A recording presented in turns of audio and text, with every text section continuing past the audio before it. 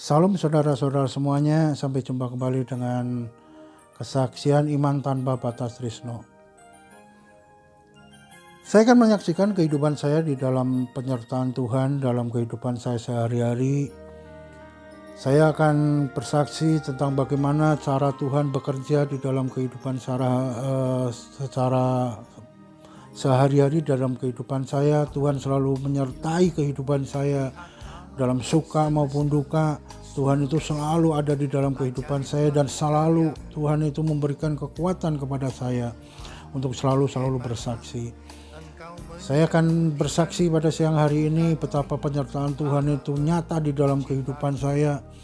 Pada saat itu saya divonis dengan adanya di suatu rumah sakit, yaitu divonis dengan penyakit usus buntu. Pada saat itu saya sudah diperiksa oleh beberapa dokter dari rumah sakit tersebut. Kemudian hasil finalnya adalah saya harus dioperasi karena ada usus buntu. Saat itu saya menolak karena memang dalam saat kurun waktu saya 3 hari di sana, sehari saya masih merasa sakit, yang keduanya saya sudah merasa enak. Ya, akhirnya sampai yang ketiga, sampai saya berargumentasi dengan dokter, itu pun saya udah merasa lebih enak lagi, sehingga saya memutuskan untuk saya tidak mau dioperasi. Dokter saat itu yang menangani saya sempat marah, kenapa nggak mau, kenapa anda tidak nurut kepada saya, kepada semua analisa yang sudah dianalisa ini, bahwa ini harus dioperasi. Kalau tidak dioperasi ini akan menyebabkan bisa pecah, dan akibatnya bisa lebih bahaya lagi. Kalau Anda mengikuti saran dari dokter, Anda mengikuti semua yang sudah di lab, hasil lab semuanya dicek semuanya labnya ini, Anda harus ngikutin petunjuk dari dokter dari rumah sakit ini. Besok malam Anda harus dioperasi. Saya saat itu memang saya dalam doa saat itu, kemudian di dalam doa itu sendiri saya juga seolah-olah saya mendapatkan kekuatan bahwa gak usah operasi gitu kan. Jadi saya seolah-olah dapat pencerahan seperti itu. Makanya saya udah mengajukan ke pihak dokter, saya udah gak mau dioperasi. Karena apa? Saya merasa udah rada enak. Kemudian dokter berargumentasi dengan saya, ribut dengan saya istilahnya. Tetapi kembali lagi dokter menyarankan itu hak pasien. Anda mau dioperasi mau enggak itu terserah, yang jelas rumah sakit itu memberikan hal yang terbaik, hal yang tindakan-tindakan yang istilahnya sudah prosedural menurut beliau, kata beliau. Tapi tetap semuanya itu saya tetap nggak mau dioperasi. Kemudian dokternya sempat marah kepada kita karena alasannya ya seperti itu, karena alasannya bahwa kalau dibiarin ini sampai pecah, ini membahayakan tubuh Anda, dan semuanya itu akan merepotkan bagian dokter-dokter yang ada di sisi ini. Ini sebelum tindakan itu terjadi, sebelum kejadian itu terjadi, maka Anda harus ikutin saran-saran dari pihak dokter atau pihak rumah sakit. Tapi tetap saya melakukan tidak mau dioperasi, sehingga menyatakan bahwa dokter ya udah, kalau nggak mau saya nggak mau nanganin lagi ini. Karena informasi yang kami pegang ini udah valid, kata dokter beliau itu, yang menyatakan tindakan operasi itu adalah dokter-dokter yang senior, bahwa ini harus ada tindakan operasi. Saat itu memang yang dokter itu yang memberitahu ke saya itu adalah dokter bedah. Saat itu juga dokter bedah mengatakan ini mah terserah pasien gitu. Kemudian saya panggil keluarga saya semuanya, ini siapa ini yang menyetujui bahwa saya akan dibedah oleh dokter bedah ini. Soalnya saya nggak ada tanda tangan, nggak ada pemberitahuan dari pihak keluarga juga ternyata tidak ada. Untuk itu kami juga sudah memutuskan ya udahlah, nggak usah dioperasi saja, kita minta rawat jalan aja gitu kan. Kemudian dari pihak rumah sakit juga mereka tidak memberikan izin kepada kita untuk pulang gitu ya. Karena dia juga sempat marah karena istilahnya kenapa ini pasien nggak nurut sama pihak rumah sakit gitu kan. Tapi karena keyakinan saya tadi, karena saya hasil daripada doa-doa sebelum sebelum selama semalaman sampai siang, terus saya selalu berdoa dan selalu berdoa. Saya gunakan waktu untuk istirahat di rumah sakit itu, saya berkumpul dengan Tuhan. Saya berdoa di sana bahwa yang saya dapatkan apa, ya memang seolah-olah saya ada kekuatan, jangan operasi lah gitu kan. Didukung dengan adanya fisik saya juga sudah mulai membaik, rasa sakit sudah nggak ada ya. Itu secara manusia itu menjadi kekuatan bagi saya. Itu saya kenapa saya nggak mau dioperasi.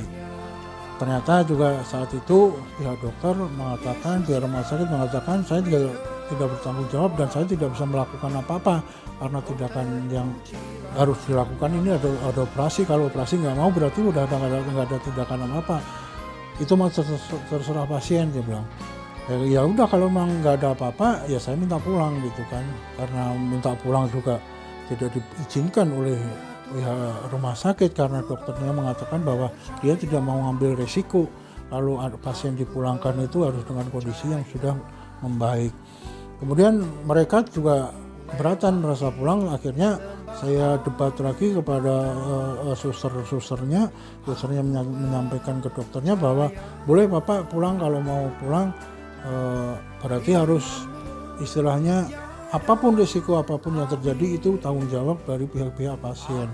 Bapak harus tanda tangan semuanya, ini semuanya berkas-berkas tanda tangan ini istilahnya pulang paksa karena pasien yang minta. Jadi kalau ada apa-apa dokter lepas tanggung jawab. Oke, saya bilang pihak keluarga saya sudah menyatakan oke, kita pulang saja gitu kan. Kemudian saat itu memang sih saya berpegangan pada apa yang saya dapat setelah doa-doa pada Tuhan. Saya diberikan hikmat, gak usah operasi seperti itu. Saya punya bekal itu untuk menyatakan saya pulang. Ternyata memang di dalam kepulangan saya saat itu saya tebus, istilahnya saya urus itu surat-surat, semua surat-suratnya yang ada untuk saya boleh diizinkan pulang gitu ya. Ternyata di situ udah diterangkan bahwa banyak ya obat-obat yang sudah disiapkan untuk bahan operasi saya gitu, sehingga ketika dicek itu loh kok kenapa jadi besar, kita nggak melakukan operasi. Ternyata dicek kembali itu memang sudah dipersiapkan obat-obatan untuk nanti malam itu operasi gitu. Makanya saat itu kita urus kembali di sana, ya akhirnya dipotong karena kita nggak jadi operasi, jadi dipotong di sana. Jadi ibaratnya pada saat itu saya diselamatkan daripada penyakit usus buntu, daripada operasi ini. Tuhan menjamah saya, Tuhan memberikan nikmat kepada saya bahwa saya diluputkan dari penyakit usus buntu yang sudah di final, sudah divonis oleh dokter-dokter yang profesional. Kata beliau, ini dokter yang profesional, dokter yang sudah menentukan ini bahwa ini positif usus buntu, dia bilang. Tetapi saya punya keyakinan kembali bahwa Tuhan memberikan hikmat kepada saya nggak mau dioperasi. Itu. Jadi istilahnya saya diselamatkan oleh Tuhan dari penyakit usus buntu ini, sehingga saya diizinkan kembali kepada kehidupan saya, pada boleh mengalami bersama Tuhan, boleh saya saksikan dalam kehidupan saya. Jadi saya lebih kuat lagi untuk bersaksi bahwa Tuhan itu maha pengasih, Tuhan itu maha penyayang, Tuhan itu maha mendengar apabila kita berseru kepada Dia, berdoa dengan sungguh, maka apapun yang terjadi akan diluputkan kalau tidak sesuai dengan kehendak Allah. Walaupun manusia mengatakan A, B, C, cuma Tuhan itu tidak pernah salah untuk memberi keputusan kepada kita semua. Itulah kebesaran Tuhan untuk penyertaan di dalam kehidupan saya. Saya boleh merasakan bahwa bersama Tuhan itu semuanya bisa dilewatin. Bersama Tuhan saya boleh dikuatkan untuk bersaksi. Saya diluputkan dari suatu penyakit usus buntu, sehingga kami pada saat ini boleh bersaksi pada semuanya bahwa kehendak Tuhan itu adalah paling benar. Kehendak Tuhan itu adalah tidak pernah salah. Jadi walaupun sudah diputuskan oleh ahli-ahli apapun di dalam, khususnya di dalam penyakit saya, dalam usus buntu, saya harus dioperasi, tetapi Tuhan itu lebih menyatakan kekuatannya, penyertaannya di dalam hidup saya, dan saya diizinkan menjadi saksinya bersama Tuhan. Saya diluputkan dari semua penyakit usus buntu ini, saya diluputkan dari operasi ini, sehingga saya boleh bersaksi pada saat hari ini, sehingga saya boleh menjadi saksinya yang hidup. Itu kesaksian saya. Apabila kita percaya kepada Tuhan, apabila kita saat sekarang itu kita pada posisi yang seolah-olah nggak ada jalan, pada posisi saat yang istilahnya kita sudah kehabisan, istilahnya kekhawatiran kita, kami serahkan semua kepada Tuhan, maka Tuhan akan bertindak. Itu keajaiban Tuhan. Jadi saat sekarang saya juga akan mengingatkan saudara, dan saya akan menjadikan prinsip dalam kehidupan saya bahwa apabila kalau kita sudah seakan-akan tidak ada jalan, apabila kita seakan-akan sudah pasrah, apabila kita sudah sampai istilahnya titik yang terbawah, jangan lari kemana-mana. Ambil tempat waktu untuk berteduh, ambil waktu untuk berdoa dengan sungguh, dengan iman, maka kekuatan doa yang sungguh itu akan terjadi. Makanya dengan doa-doa yang dengan iman yang benar-benar sungguh, itu Tuhan pasti mendengar. Karena Allah selalu menyertai kita. Karena Tuhan Yesus selalu ada di dalam kita. Karena Tuhan Yesus selalu berjanji kepada kita, Dia akan menolong kita semuanya. Dan apabila kita diizinkan untuk istilahnya menerima ujian, Dia tidak akan dibiarkan kita sampai tergeletak. Tangannya akan menopang. Itulah janji Tuhan. Dan ingat, janji Tuhan adalah ya dan amin. Itu yang saya saksikan, bahwa kekuatan yang powerful, kekuatan iman yang sungguh-sungguh, iman yang tanpa batas itu sangat-sangat menguatkan kita. Jadi jangan ragu lagi untuk hidup kita menjadi kehidupan yang benar, menjadi kehidupan pelaku-pelaku firman. Dan jangan lupa kita selalu bersaksi kepada orang-orang yang istilahnya kita temuin, keluarga kita, komunitas kita, siapapun, itu bisa kita untuk bersaksi tentang kebesaran Tuhan. Mengenai kesaksian-kesaksian kita, kesaksian hidup kita mengalami bersama Tuhan, itu harus disaksikan. Ya, jadi banyak cara untuk menyatakan kebersamaan Tuhan, kebesaran Tuhan bersama kita, itu banyak cara. Mungkin kita saat ketemu komunitas, mungkin saat kita ketemu persekutuan, mungkin kita saat bergereja, mungkin saat kita ada pelayanan di luar, mungkin saat kita berkumpul bersama. Gunakan mulut kita, gunakan pikiran kita untuk menjadi saksinya. Katakan firman, harus berani, katakan penyertaan Tuhan.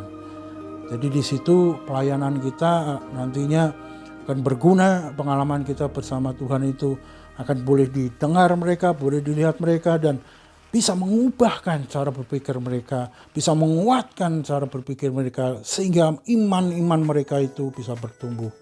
Jangan lupa kita selalu mengatakan firman Tuhan di dalam mulut kita. Siapapun harus kita menjadi saksinya yang hidup. Kapan lagi kalau kita tidak mau bersaksi untuk sekarang?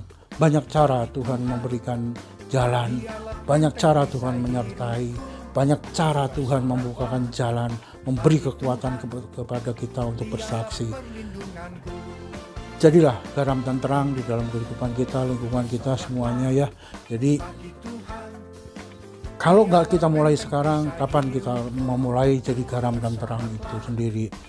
Melalui kehidupan kita bersama Tuhan, kita boleh saksikan, sehingga boleh menguatkan mereka, iman-iman teman-teman kita, iman-iman saudara kita. Yang penting kita harus katakan firman, katakan kebersamaan kita bersama Tuhan.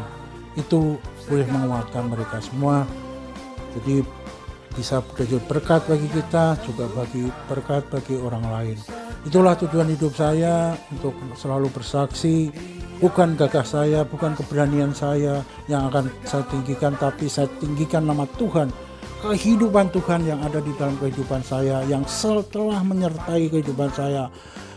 Itu yang akan saya bagikan, sehingga berdampak, nama Tuhan boleh ditinggikan, nama Tuhan boleh dimuliakan di dalam kehidupan mereka sehari-hari. Melalui kehidupan kita, kebersamaan kita bersama Tuhan. Bukan kekuatan dari seorang Trisno, tapi kekuatan hikmat yang diberikan oleh Tuhan. Itu yang akan berdampak. Itu yang akan menjadi garam dan terang. Jadi saat ini beranilah bersaksi, beranilah mengatakan firman. Itu yang kami harapkan, kesaksian saya ini boleh menjadi berkat. Dan saya akan memberikan kesaksian terus tentang hidup saya bersama Tuhan, dan saya saksikan baik melalui lingkungan kami, komunitas kami, YouTube kami, dan baik melalui perkumpulan persekutuan di dalam gereja kami. Saya akan bersaksi terus. Mulai saat ini Anda harus berani menyaksikan kebesaran, kebersamaan bersama Tuhan yang telah Anda nikmatin, dan hidup yang berdampak. Itulah hidup dalam kesaksian sebagai saksi yang hidup. Terima kasih, selamat siang, haleluya.